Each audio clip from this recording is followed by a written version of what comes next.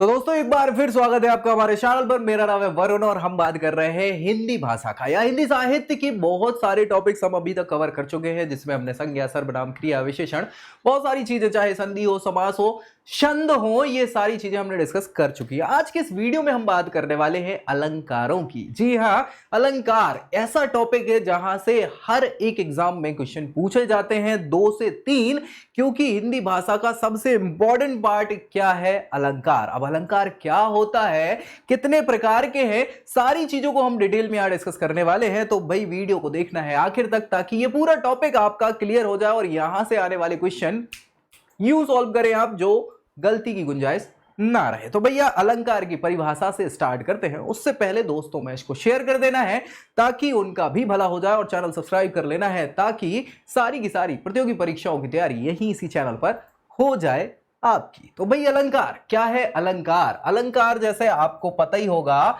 अलंकार ही क्या करता है? सुशोभित करता है काव्य को। जी हां, वह जो काव्य का श्रृंगार करता है या काव्य को अलंकृत करता है, उसको क्या कहा जाता है? अलंकार कहा जाता है।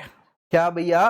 काव्य की शोभा बढ़ाने वाले शब्दों को क्या कहते हैं? अलंकार कहते हैं। काव्य का श्रृंगार करने वाले शब्दों को अलंकार कहते हैं। काव्य की शोभा बढ़ा रहे हैं, अलंकार कर रहे हैं या अलंकृत कर रहे हैं, तो उन सभी को क्या कहेंगे? अलंकार कहते हैं। क्या भैया डेफिनेशन आ गई समझ में? परिभाषा आ गई, बहुत छोटी सी परिभाषा। या अलंकृत कह दो, शोभा बढ़ाना कह दो, या फिर इसमें क्या है, क्या कह दो? हाँ, अलंकृत कर दिया, शोभा बढ़ा दिया, अलंकृत, शोभा बढ़ा दी, है ना, या श्रृंगार कर दिया। किसका? श्रृंगार। इन सब में क्या किसका किया? काव्य का, है ना। काव्य का क्या करना है? अलंकृत, शोभा बढ़ाना, श्रृंगार। उसको क्या कहेंगे? उन शब्दों को अलंकार कहेंगे।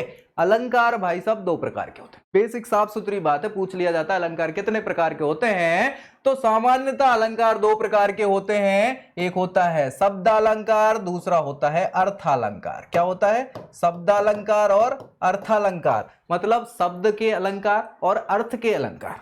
हिंदी में समझ पा रहे हो? जहां शब्द अलंकार से हम स्टार्ट करें, शब्दों के कारण, जहां शब्दों के कारण वाक्य में क्या आ जाए? रमणीयता आ जाए, श्रृंगार हो जाए, अलंकृत हो जाए, शोभा बढ़ जाए, तो वो वहां अलंकार कौन सा होगा? शब्द अलंकार होगा। किसके कारण आ रहा है? शब्दों के कारण अलंकृत हो रही है वो काव्य, तो शब्द अलंकार। ठीक है, और अर्थ के कारण हो जाए तो अर्थ अलंकार। ठीक है ना। तो चलो पहले अपन शब्द अलंकार क्लियर करें, फिर अर्थ अलंकार पे आएंगे। तो शब्द अलंकार के हिसाब से शब्द अलंकार 4 प्रकार के होते हैं। कितने होते हैं? 4 प्रकार के होते हैं शब्द अलंकार। कितने? 4 प्रकार के। सबसे पहले, ये कई बार पूछा गया क्वेश्चन है, याद रखिएगा, सबसे सिंपल डेफिनेशन याद रखिएगा, जहां शब्द के कारण अलंकृत हो रहा है काव्य, शब्द अलंकार, है ना। पूछा जाता है कि इसमें कौन सा अलंकार है, इसमें कौन सा अलंकार है, ये फला फला अलंकार कौन सा है, तो हमें सबसे पहले तो चीजें समझनी पड़ेंगी ना। हाँ, तो शब्द के कारण। तो शब्द अलंकार में सबसे इंपॉर्टेंट है अनुप्रास अलंकार। क्या है भैया? अनुप्रास अलंकार, और ये तो आपने पढ़ा ही होगा। हाँ, अनुप्रास अलंकार। यहां पर 3 शब्द हैं। क्या है अनुप्रास में? 3। एक तो अनु, प्रा और आस। हाँ, बहुत अच्छी बात है। तो यही कहना का मतलब है कि यहां पे साथ रखना, अनु साथ, ठीक है, साथ में रखना, इस अनुप्रास का मतलब होता है। तो बस जैसे मुदित महीपति मंदिर आए, सेवक सचिव सुमंत बुलाए। अब यहां आप देखोगे शब्द में शुरुआत किससे हो रही है? मा मा मा, और फिर सेकंड वाले में सा सा। हाँ, तो भैया समझ पा रहे हैं ना, यहां शब्द में क्या हो रहा है? हाँ, इस शब्द की बार बार क्या हो रही है? क्या हो रही है? अनुवृत्ति हो रही है ना, मां वर्ड की, मां शब्द की। जी हाँ, तो बस ये आपका क्या हो जाएगा यहां पे? अनुप्रास अलंकार। ठीक है। हाँ, अब इसके भी प्रकार होते हैं 3। किसके? अनुप्रास अलंकार के 3 प्रकार होते हैं। एक होता है छेकानुप्रास, दूसरा वृत्यानुप्रास, और तीसरा लटानुप्रास। क्या? लटानुप्रास, छेकानुप्रास, वृत्यानुप्रास। तो छेकानुप्रास में क्या है? व्यंजनों की एक बार स्वरूपता, क्रमता, आवृत्ति हो जाए। किसकी? व्यंजनों की, अनेक व्यंजन बार बार क्या हो जाएं, आवृत्त हो जाएं, उनको हम क्या कहेंगे, छे का अनुप्रास। जैसे विविध सरोज सरोवर फूले, तो भैया यहां पे क्या हो रहा है, सरो सरो है ना, सा और रा, ये सरो सरो, ये क्या है, व्यंजन शब्द, इनकी आवृत्ति हो रही है, तो ये क्या है, छे का अनुप्रास।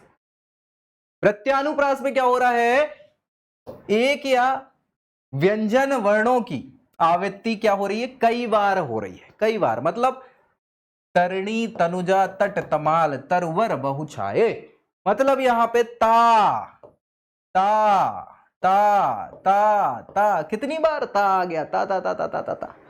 तो ये क्या है आपका, बार बार आने वाले, प्रत्यानुप्रास, आवृत्ति बार बार हो रही है, प्रत्यानुप्रास।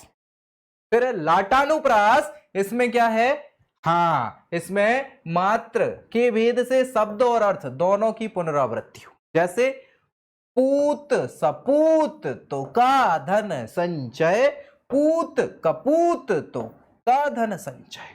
अब देखो आप यहां पे क्या हो रही है, अर्थ बदल जाएगा लेकिन चीजें तो सेम लिखी हुई हैं, पूत कपूत, पूत सपूत, है ना, हाँ, तो का धन संचय तो का धन संचय, इनका अर्थ बस बदल जाता है। कहने का मतलब यह है कि अगर बेटा अच्छा है, सपूत है, तो संचय करके क्या करोगे, धन का वो खुद ही बढ़ा लेगा, और अगर पूत आपका कपूत है, खराब है, तो भी आप पैसे जोड़ के क्या कर लोगे, नष्ट कर देगा वो उसको, है ना, तो अर्थ बदल जाता है। ये क्या है आपका, लाटानुप्रास है। और ये किसके भेद है, अनुप्रास अलंकार के हैं। अनुप्रास अलंकार में क्या है, वर्ण की आवृत्ति बार बार होती है, वहां क्या होता है, अनुप्रास अलंकार होता है। समझ में आई, बहुत बढ़िया। ये क्या है, शब्द अलंकार है, क्योंकि शब्द वर्ण क्या है, वर्ण से ही तो शब्द बनेगा ना, तो बस शब्द अलंकार में अनुप्रास अलंकार इंपॉर्टेंट है। तीन भाग है, छे का अनुप्रास, प्रत्यानुप्रास, लाटानुप्रास, बात खत्म, ठीक। दूसरा शब्द अलंकार में क्या आता है, यमक अलंकार, और ये कई बार पूछा जाता है, कंफ्यूजन आ जाता है, हाँ, यमक अलंकार कई बार पूछा जाता है और यहां पे कंफ्यूजन आ जाता है। क्यों आ जाता है, आप समझ लेना इस चीज को, बहुत सिंपल सी चीजें हैं, अगर समझ गए तो आपको जीवन में कभी नहीं भूलना है ये, है ना। अनुप्रास अलंकार में किस चीज की पुनरावृत्ति हो रही है, वर्ण की पुनरावृत्ति हो रही है। किसकी, वर्ण की पुनरावृत्ति हो रही है। याद आ गया, समझ लिया, लिख लेना एक जगह पर। यमक अलंकार में, यमक अलंकार में क्या होता है कि यहां शब्दावृत्ति के साथ साथ क्या हो रहा है, अर्थ की विभिन्नता होती है।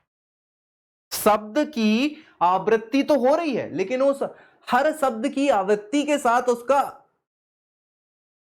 अर्थ अलग हो जा रहा है, ठीक है। जैसे जैसे जैसे कनक कनक ते सौगुनी मादकता अधिकाय, बा खाए बोराए नर या पाए बोराए। अब समझो, यहां कनक कनक शब्द दो बार आया है, इन दोनों कनक शब्द का मतलब क्या है, क्या है, अलग है, ठीक है। तो यहां पे शब्दों की पुनरावृत्ति भी हो रही है, लेकिन उन शब्दों का अर्थ अलग हो जा रहा है, इसीलिए यहां कौन सा अलंकार है, यमक अलंकार। अनुप्रास में क्या होता है, केवल वर्ण बार बार चेंज होता है ना, पुनरावृत्ति होती है। यहां पे शब्दों की पुनरावृत्ति, लेकिन अर्थ अलग अलग। कनक, एक कनक का मतलब, ये तो बचपन में ही अपन ने पढ़ा है ना, एक कनक मतलब क्या होता है, धतूरा। दूसरे कनक का मतलब क्या होता है, स्वर्ण, है ना। तो एक धतूरा खा लेने से बोरा जाता है, आदमी पागल हो जाता है, और दूसरा, हाँ, सोना प्राप्त कर लेने से क्या हो जाता है, क्या हो जाता है, हाँ, एक खाने से बोरा जाता है, पगला जाता है, एक पाने से पगला जाता है, हाँ, स्वर्ण आ जाता है तो पगला जाता है, ठीक है। तो यहां मतलब क्या हो जाते हैं, अलग अलग। यहां कौन सा अलंकार है, यमक अलंकार, और यमक में क्या हो रहा है, शब्दों की पुनरावृत्ति हो रही है, इसीलिए ये शब्द अलंकार के अंदर आएगा, ठीक है। अनुप्रास हो गया, यमक हो गया, कोई दिक्कत किसी को भी, बढ़िया बताते चले जाना। तीसरा बहुत इंपॉर्टेंट है, श्लेष अलंकार। हालांकि हमें तो इन तीनों अलंकार में कंफ्यूजन हो जाता था, या अनुप्रास, यमक और श्लेष, है ना। चौथा वक्रोक्ति में तो अपन पढ़ाई कम है, ठीक है। श्लेष अलंकार, इसमें क्या अलग है, क्या अलग है, अनुप्रास में तो वर्ण क्या हो रहे थे, रिपीट हो रहे थे, यमक में, हाँ, वर्ण रिपीट, अर्थ अलग। अब श्लेष अलंकार, श्लेष का मतलब क्या होता है, चिपकना, क्या होता है, चिपकना या फिर चिपका हुआ। एक शब्द से एक से अधिक अर्थ जुड़े हों, ठीक है भैया, एक ही शब्द से एक से ज्यादा अर्थ जुड़े हुए हों, वहां क्या होगा, श्लेष अलंकार होगा। यानी कि एक शब्द ही बार बार प्रयोग किया जाएगा, लेकिन प्रसंग अलग अलग कार्यों में, अलग अलग अर्थों में होगा। कैसे? उदाहरण समझ लो, रहीमन पानी राखिए, बिन पानी सब सून, पानी गए न उबरे, मोती मानस चून। ठीक है, तो यहां पे मोती मानस चून, ये किसके लिए बात चल रही है? पानी के लिए रहीम जी ने ये दोहा बनाया, रहीम दास जी का ये दोहा, और बहुत प्रसिद्ध दोहों में से एक है, और बचपन से हमें ये याद है, हर सभी को याद है। कुछ कुछ अगर पूछ लेते कभी दोहा तो यही बता देते हैं अपन, क्योंकि ये याद है। तो यहां पे क्या बोल रहे हैं? रहीमन पानी राखिए, बिन पानी सब सून, पानी के बिना सब सून हो जाएगा। अगर पानी गए ना उबरे, पानी नहीं रहा तो क्या हो जाएगा? मोती मानस चून, कोई काम की चीज नहीं हो जाएगी। तो पानी की इन्होंने क्या बताई हुई है यहाँ पे? हाँ, उसकी जरूरत के बारे में बताया है, उसकी विशेषताएं बताई है। तो यहाँ पे क्या है भैया? आपका श्लेष अलंकार हो जाता है। श्लेष अलंकार में भी यहाँ पे किसकी बात चल रही है? शब्दों की बात चल रही है, शब्द अलंकार में आता है। वक्रोक्ति अलंकार आखिरी अलंकार है शब्द अलंकार में, क्योंकि 4 ही प्रकार के शब्द अलंकार होते हैं। तो वक्रोक्ति में क्या होता है? प्रत्यक्ष अर्थ के अतिरिक्त अलग अर्थ जहां पे श्लेष के द्वारा निकल जाए उसे वक्रोक्ति अलंकार कहते हैं। प्रत्यक्ष की जगह परोक्ष कुछ दूसरा ही अर्थ निकल रहा है। जैसे एक कबूतर देख हाथ में, पूछा कहां अपर है, उसने कहा अपर कैसा, वह उड़ गया सपर है। पता नहीं क्या ही बोल रहे हैं, झटपटा रहे हैं। तो वक्रोक्ति वैसे भी कम ही पूछा जाता है। यहाँ पे श्लेष अलंकार के हिसाब से श्लेष में क्या होता है? अर्थ अलग अलग होता है। यहाँ पे तो शब्द भी अलग अलग है, समझ में भी नहीं आता कि कहना क्या चाह रहे हैं। ठीक है, तो भैया ये 4 आपके क्या हो गए? ये शब्दालंकार है। क्या है? शब्दालंकार, जिसमें शब्दों के कारण अलंकृत हो जाए काव्य, शब्दालंकार। कितने प्रकार के? 4 प्रकार के, जिसमें इंपॉर्टेंट है अनुप्रास अलंकार, अनुप्रास के बाद यमक अलंकार, और यमक के बाद श्लेष अलंकार। वक्रोक्ति तो बिल्कुल वैसे भी मतलब का है नहीं, बचपन में भी इसीलिए कम पढ़ाया जाता था, लेकिन हाँ पता होना चाहिए अपने। ठीक है भाई, चलिए दूसरा है शब्द के बाद अर्थालंकार। क्या? अर्थालंकार। तो भैया अर्थालंकार क्या होता है? अर्थालंकार जब अर्थ के कारण, क्या भैया? अर्थ के कारण, अभी शब्द के कारण चेंज आ रहा था, अब अर्थ के कारण काव्य में क्या हो जाए? रमणीयता आ जाए, श्रृंगार हो जाए उसका, या फिर अलंकृत हो जाए या शोभा बढ़ जाए, तो वो क्या है? शब्दालंकार नहीं, अर्थालंकार होगा। और अर्थालंकार कितने प्रकार के? 9 7। ठीक है, हाँ। तो उपमा अलंकार, क्या भैया? उपमा अलंकार। उपमा अलंकार में क्या होता है?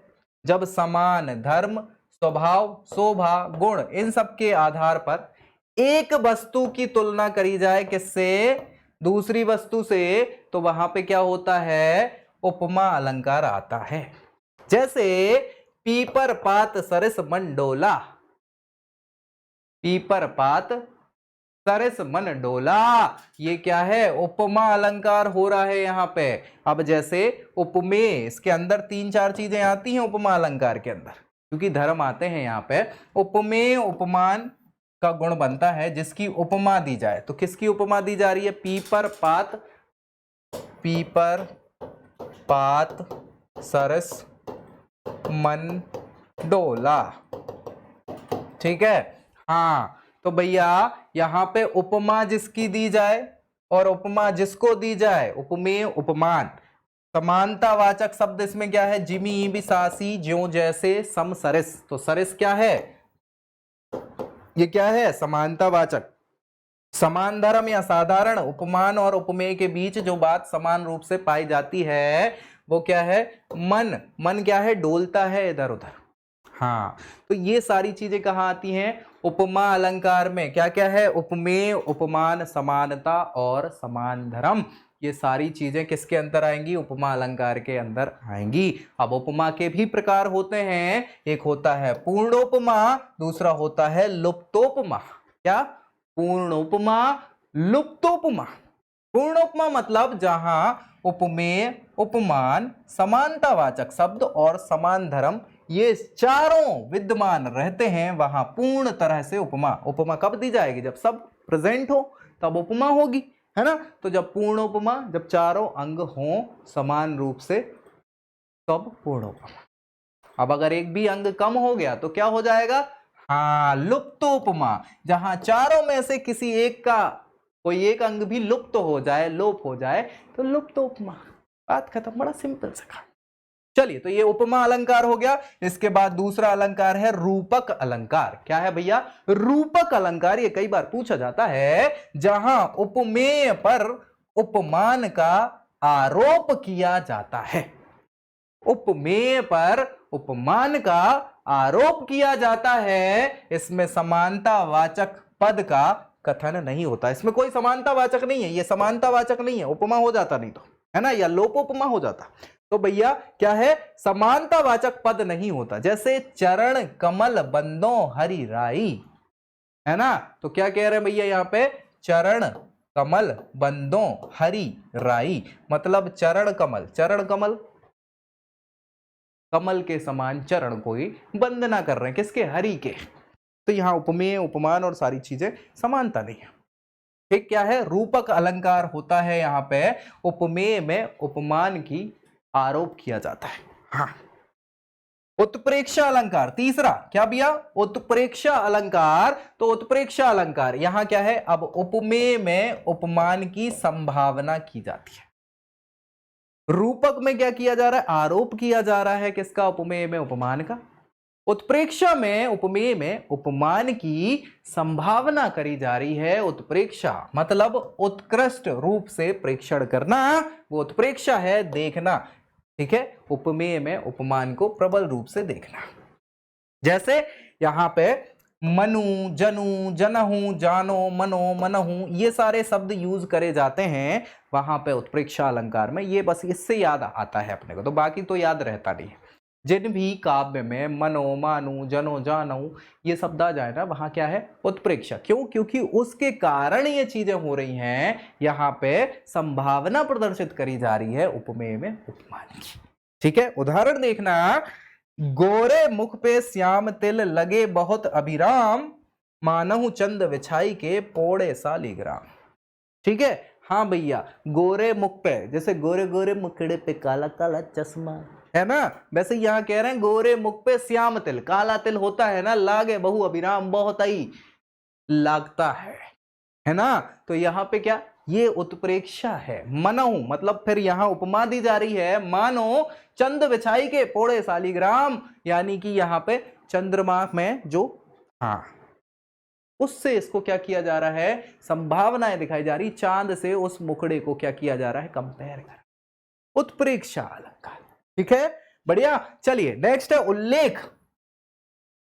उल्लेख अलंकार। ये उल्लेख अलंकार अपन वैसे बचपन में कम ही पढ़ते थे, ना के बराबर, क्योंकि हमारे को तो मेन वही 6 अलंकार याद रहते थे। कौन कौन से? हाँ, एक तो अनुप्रास, एक यमक, एक श्लेष, उत्प्रेक्षा, उत्प्रेक्षा के बाद रूपक और उपमा अलंकार।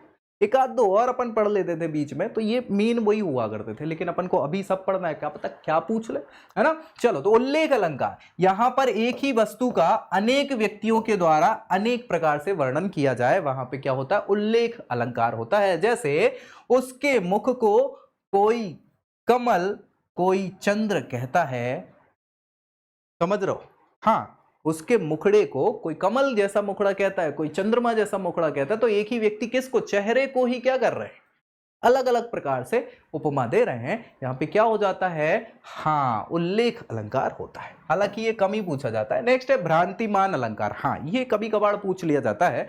भ्रांतिमान अलंकार, जहां पे भ्रांति हो जाए, है ना। हाँ, तो जहां श्रादस्य के, श्रादस्य मतलब जो सामने दिख रहा है, श्रादस्य के आधार पर किसी वस्तु को कुछ और ही समझ लिया जाए, उसका चमत्कार रूप से पूर्ण वर्णन किया जाए, वहां पे भ्रांतिमान मतलब चमत्कारिक रूप से उसका वर्णन कर रहे हैं अपन, कुछ की जगह कुछ बता रहे हैं, वहां भ्रांति हो रही है। भ्रांति यानी भ्रम उत्पन्न हो रहा है, तो भ्रांतिमान अलंकार आएगा। जैसे कपि कर हृदय विचार, दीन मुद्रिका डारी तब, जाकी अशोक अगार, सीए हरसी उठकर गहूं। अब इसका मतलब मुझे भ्रांति उत्पन्न हो रही, क्या? कपि कर हृदय विचार, कपि मतलब किसकी? ये भैया रामायण वाला है, तो बिल्कुल इसको परेशान नहीं होना। कपि मतलब हम यहां हनुमान जी की बात कर रहे हैं, ये हृदय में विचार कर रहे हैं कि भैया जो राम जी ने मुद्रिका दी है किसको? सीता जी को देने के लिए। हाँ, वो वहीं पे तो देख रही हूं। उसके बाद अशोक वाटिका में जाके फिर भैया हाँ, जब वो इसके पास सीता जी के पास मुद्रिका देती हैं तो उनको कितना हर्ष हो। तो भ्रांति यहां पे किस हिसाब से हो रही है, अलग अलग प्रकार की। ठीक है, तो भ्रांतिमान अलंकार यहां पे अर्थ के कारण बन जाएगा। फिर भैया संदेह भी आता है तो संदेह अलंकार हो जाता है, जहां पे संदेह आ जाए, किसी वस्तु को देखकर तत्सदृश अन्य वस्तुओं के संशय होने का चमत्कार पूर्ण वर्णन हो, वहां संदेह अलंकार होता है। जैसे यह काया है या शेष उसी की छाया, क्षण भर उसको कुछ नहीं समझ में आया। पता नहीं क्या कहना चाह रहे हैं ये भैया, हमको खुद संदेह हो गया। ये कह रहे हैं कि भाई साहब ये काया है या उसकी छाया है, थोड़े समय तो उसको खुद नहीं समझ में आया है। तो यहां क्या हो गया, संदेह हो गया, किस चीज का लेके, कि काया है कि छाया है। ठीक है, तो संदेह अलंकार, जहां संदेह की उत्पत्ति। डन, बढ़िया। अन्य उक्ति, अब जब यहां कोई अन्य उक्ति कर रहा हो, है ना, कोई दूसरा व्यक्ति, बढ़िया, जहां मात्र आप प्रस्तुत के वर्णन द्वारा प्रस्तुत का बोध कराया जाए। जैसे नहीं पराग नहीं मधुर मनु, नहीं विकास यही काल, अलीकली हीते बाध्यो आगे कौन हवाल। अब पता नहीं यहां पे क्या हो रहा है, क्या हो रहा है, किसी चीज के ना होने के बावजूद उसका वर्णन किया जा रहा है और वो ऐसा लग रहा है कि हाँ यार ये तो सच में है। तो दूसरे के द्वारा उक्ति की गई, मतलब दूसरी चीज के बारे में बताना, क्या हो जाता है यहाँ पे, अन्य उक्ति अलंकार। फिर ये इंपॉर्टेंट है, ये पूछा जाता है, अतिशयोक्ति अलंकार। सबसे ज्यादा दरबारी कवियों ने ये अतिशयोक्ति अलंकार का भर भर के राजा महाराजाओं के दरबारों में प्रयोग किया है। ऐसे बताते थे कि बिल्कुल आए हाय हाय, अतिशयोक्ति मतलब बहुत ही बड़ा चढ़ा के प्रदर्शित कर देना, है ना। और ये क्वेश्चन पूछा जाता है, अतिशयोक्ति अलंकार, जहां किसी वस्तु का वर्णन इतना बड़ा चढ़ा के कर दिया जाए कि वह लोग मर्यादा का उल्लंघन कर जाए, वहां पे अतिशयोक्ति अलंकार होता है। जैसे नैनों से सदैव जल की वर्षा होती रहती है, तब भी प्यास नहीं बुझती है। जैसे वो नहीं था आंखियों से गोली मारे, भैया आंखियों से तुम गोली कैसे मार दोगे, बंदूक से मारोगे ना गोली, तो आपने क्या कर दिया, बड़ा चढ़ा के बता दिया। कोई भी चीज ऐसे ही बता दी कि बिल्कुल आप मतलब सामने वाला ही समझ जाए कि बता नहीं क्या ही बहुत ज्यादा ही फेंक रहा है ना। अतिशयोक्ति अलंकार, जहां ऐसा बड़ा चढ़ा के उसका प्रदर्शन कर दें काव्य में कि वो बिल्कुल अलग ही लगने लग जाए, अतिशयोक्ति अलंकार। ठीक है, और बस आखिरी ब्याज स्तुति, बाज स्तुति बोलते हैं इसको, बाज स्तुति कई बार जल्दी में, लेकिन ये ब्याज स्तुति है अलंकार। इसमें क्या है, स्तुति कर रहे हैं, कैसे, निंदा से स्तुति कर रहे हैं या स्तुति से निंदा कर रहे हैं, है ना, इसकी प्रतीति। वहां क्या है, बाजस्पति। ऊधो तुम अति चतुर सुजान, जे पहिले रंग रंगी, श्याम रंग तिन्हें ना चढ़े रंगाना।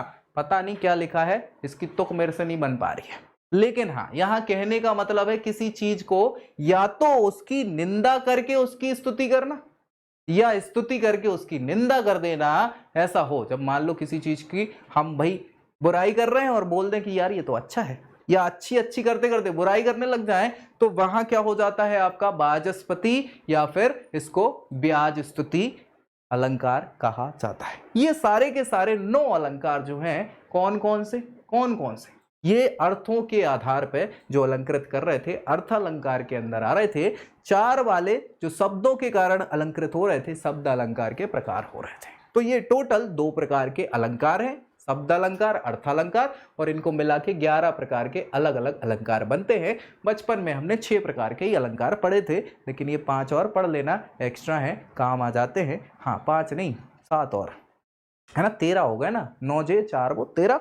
तो यहां से क्वेश्चन बनते हैं। और हम लोग के लिए कई बार ये ऐसे भी पूछ लेते हैं, बाजस्तुति, है ना, या फिर अन्योक्ति, संदेह, है ना। हाँ, तो इस टाइप के भी याद होने चाहिए। ये बातें हम किसकी कर रहे थे भैया, ये हम बात कर रहे थे अलंकार की। तो अब अलंकार वाला टॉपिक आपका हो जाता है समाप्त। समझ में आ गई? अगर कोई डाउट बचा हो तो कमेंट कर देना, ताकि और अच्छे से मैं इसको समझा पाऊँ। इसके क्वेश्चन में जरूर लगवाऊंगा, बाद में लगवाऊंगा, अभी केवल हमें कॉन्सेप्ट समझना है। बाकी तो पुस्तकें हैं आपके पास, तो उसमें थोड़ा थोड़ा क्या करना, प्रैक्टिस कर लेना। मैं सारे इकट्ठे क्वेश्चन पूरे 700-800 क्वेश्चन बनवा रहा हूँ, जिसको अपन एक एक क्वेश्चन को डिस्कस करेंगे। हर एक टॉपिक उसमें कवर हो जाएगा आपका। पहले हम बेसिक ये कर रहे हैं। तो भैया दोस्तों में शेयर जरूर कर देना और चैनल सब्सक्राइब कर लेना, ताकि हाँ भाई सारी तैयारी परीक्षा, प्रतियोगी परीक्षाओं की यही हो जाए। और चैनल के अलावा दोस्तों में शेयर क्यों करना है? क्योंकि भाई हमारा फर्ज बनता है दोस्तों के साथ। मिलेंगे अगले वीडियो में अगले टॉपिक के साथ, तब तक के लिए जय हिंद।